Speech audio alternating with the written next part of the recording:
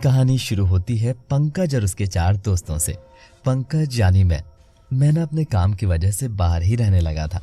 मेरा अपने बचपन के दोस्तों से मिलना कम हो गया था। मेरे दोस्त माया, रोहन, विक्की और राहुल मेरे काफ़ी करीबी रहे। हमने स्कूल कॉलेज साथ में किया।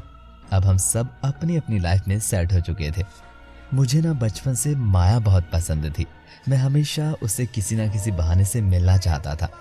मैंने कई बार अपने घर भी इस बारे में चर्चा की थी कि मुझे माया पसंद है, लेकिन घर वालों ने कहा कि अभी कुछ और तरक्की कर लो तब बात कर लेंगे। मैं भी उस दिन के इंतज़ार में बैठा कि तभी मेरे व्हाट्सएप पर माया का मैसेज आया।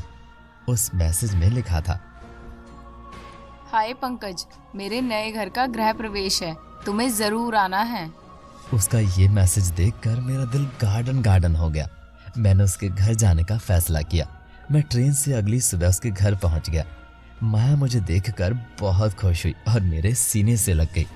हाय, ऐसा लगा कि जैसे सारी कायनात मुझसे लिपट गई हो। माया ने मुझसे कहा, यार पंकज, तुम कितने दुबले हो गए हो, कुछ खाते पीते क्यों नहीं हो? चलो मैं तुम्हें एक और सरप्राइज देती हूँ। मैं मन में सोच रहा था कि शायद मुझे सरप्राइज में अपना हाथ मेरे हाथ में देने के लिए उसने घर वालों को राजी कर लिया है। मैं भी एक्साइटेड था कि आखिर ये क्या सरप्राइज देने वाली है।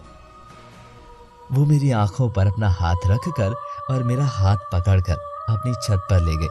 उस पल मुझे ऐसा लगा कि सच में मेरी पत्नी बनकर मुझे ले जा रही है। उसने छत पर जाकर अपना हाथ हटाया। मेरे सामने राहुल और विक्की खड़े थे। उनको देख मुझे खुशी तो बहुत हुई, लेकिन जो सरप्राइज मैंने सोचा था ये उसके बिल्कुल उलट था। मुझे अपने दोस्तों को देखकर अपने पुराने दिन याद आ गए थे। फिर हमने शाम को खूब हंसी मजाक किया पार्टी में, यानी माया की पार्टी में। फिर माया ने सबको रोकते हुए कहा, हम लोग बहुत दिनों बाद मिले, क्यों ना एक ऐसी याद पीछे छोड़ दी जाए जिसे हम सदियों तक याद रखें। माया की ये बात सुनकर हम सब थोड़ा नर्वस तो हुए, लेकिन तभी विक्की बीच में बोल पड़ा, क्या कहना चाहती हो माया? ऐसा क्या करें हम जिससे एक याद बन जाए?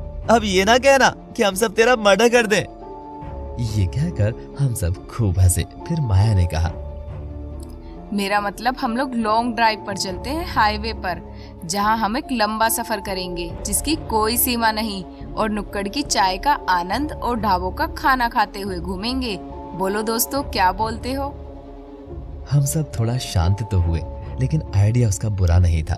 फाइनली हम लॉन्ग ड्राइव के लिए तैयार हो गए, लेकिन मुझे नहीं पता था कि ड्राइव हमारी आखिरी ड्राइव होगी। हम लोग भविष्य से अनजान होकर निकल चुके थे एक अनजान सफर पर। हमने अपनी गाड़ी में बहुत मस्ती की, अंताक्षरी खेली, एक दूसरे की टांग खींची, और चलते चलते जब हम थक चुके थे और बहुत रात भी हो गई थी और विक्की भी अब गाड़ी चलाते चलाते थक सा गया था, हमने हाईवे पर एक चाय की टफरी पर गाड़ी रोकी और चाय वाले से बतियाना शुरू कर दिया। राहुल ने उससे कहा, और अंकल, अकेले ही अकेले चाय बेच रहे हो? कोई आता भी है या खुद ही पीकर निकल लेते हो?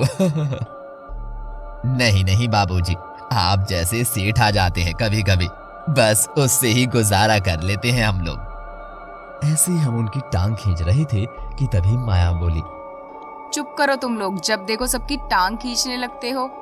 अंकल, आप 4 चाय लगाओ मलाई मार के। चाय वाले भैया अपनी चाय बनाने लगे कि तभी विक्की ने पूछ लिया, अरे भाई साहब, यहाँ पर कोई होटल है क्या? चाय वाले ने कहा, अरे नहीं साहब, यहाँ कोई होटल नहीं है, लेकिन इसी रास्ते पे आगे जाकर आपको एक NH2 हाईवे मिलेगा।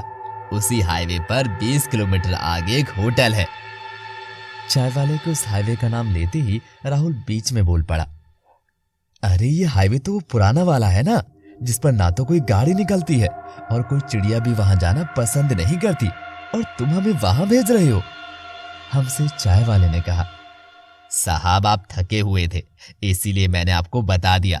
यहाँ से आप 200 किलोमीटर भी निकल जाएंगे तो भी आपको कोई दुकान, कोई होटल नहीं मिलेगा, इसीलिए बताया मैंने आपको। जाना ना जाना आपकी मर्जी। मुझे उस चाय वाले की आंखों में धोखा साफ नजर आ रहा था, जैसे वो जानबूझकर हमें भेज रहा है। माया वहां जाने के लिए तैयार हो गई थी। हमने अपनी चाय खत्म की और निकल पड़े उस NH2 पर। हमारे जाने के बाद उस चाय वाले ने किसी को फोन लगाया और कहा, हेलो साहब, हमने शिकार भेज दिया है और काफी मालदार पार्टी है, मेरा कमीशन इस बार डबल लगना। हम निकल चुके थे उस सुनसान हाईवे पर, जहाँ ना कोई राहगीर था ना कोई पंछी, बस चले ही जा रहे थे। थोड़ी देर बाद हम पहुंच गए थे उस होटल में जिसका नाम था NH होटल। वहां पहुंचकर हमने बैल बजाई। अंदर से किसी ने दरवाजा खोला और कहा, कौन हो बेटा, क्या चाहिए तुम्हें? हम सब उस बूढ़े को देख रहे थे। उम्र उनकी लगभग 90 साल की रही होगी। मैंने उनसे कहा, अरे बाबा, हमें रात के लिए कमरा मिलेगा क्या? बाबा हमें अंदर ले गए, जहां पर उस होटल के मालिक बैठे थे। हमने उनसे कमरे की बात की। फाइनली उन्होंने कमरा दे दिया मुझे। इतना सब जल्दी जल्दी हो रहा था कि मेरे मन में शक की घंटी बजने लगी थी। मैंने माया और दोस्तों से कहा, सुनो दोस्तों, मुझे होटल कुछ ठीक नहीं लग रहा, हम लोग यहाँ से चलते हैं। ये कहकर माया मुझे चुप करा देती है। रात भी काफी हो चुकी थी। हम सब अपने अपने कमरे में सो गए थे। होटल में घड़ी के घंटे के अलावा कोई और चीज की आवाज नहीं आ रही थी कि तभी माया के चीखने की आवाज आई। हम सब भागकर उसके कमरे में गए। मैंने माया से कहा, क्या हुआ माया, क्या हुआ? Are you okay? Everything is fine. Pankaj, कोई था यहाँ पर जिसने मेरे पैरों से पायल खींची है और मेरी मांग भरी है। मुझे बहुत डर लग रहा है पंकज। अरे ये तो वही पायल है जो मैंने गिफ्ट में दी थी तुम्हें जन्मदिन पर। हाँ पंकज, कोई आया था यहाँ जिसने ये किया है। मैंने उसे देखा है, वो एक लड़का था और काले कपड़े में था। हम सब माया की बात सुनकर घबरा रहे थे कि आखिर ये माजरा क्या है। कौन था जिसने माया की मांग भरी? किसने पायल खींची? इस घटना से हम सब बहुत डर गए थे। घड़ी में रात के 3 बज चुके थे। हम सब फिर अपने अपने कमरे में सोने चले गए थे। हमारी आंख कब लग गई हमें पता ही नहीं चला और अगली सुबह मैंने सबको जगाया और जाने की तैयारी की। हम सब माया के कमरे के बाहर खड़े थे और दरवाजा खटखटा रहे थे, लेकिन माया ने दरवाजा नहीं खोला। मैंने कहा, विक्की दरवाजा तोड़ दो, लगता है माया को कुछ हुआ है। विक्की ने दरवाजा तोड़ दिया। हम सब उसके कमरे में गए और जो नजारा देखा, हमारी आंखें फटी की फटी रह गई थी। माया अपने कमरे में दुल्हन के लिबास में बैठी थी।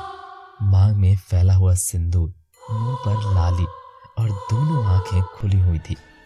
हम सब हैरान थे, आखिर उस बंद कमरे में माया के साथ क्या हुआ था? कौन था जिसने ये माया की हालत की है? क्या कोई साया था या होटल वाले की कोई हरकत? इस सवाल से अब हमारा माथा घूम रहा था कि NH होटल कोई शापित होटल तो नहीं। दोस्तों, आपको ये कहानी कैसी लगी? अरे सुनो, ये कहानी अभी खत्म नहीं हुई है और आप भी कहीं जाने की बिल्कुल ना सोचना, क्योंकि हम जल्द ही इसका अगला भाग आपके लिए लेकर आएंगे। तब तक आप कमेंट बॉक्स में बताइए कि ये कोई भूत था या सोची समझी साजिश। आखिर माया की हालत का जिम्मेदार कौन था? तो बने रहिए आप लोग RJ मोहित स्टोरीज पर। तब तक के लिए अपना ख्याल रखें, खुश रहिए, स्वस्थ रहिए।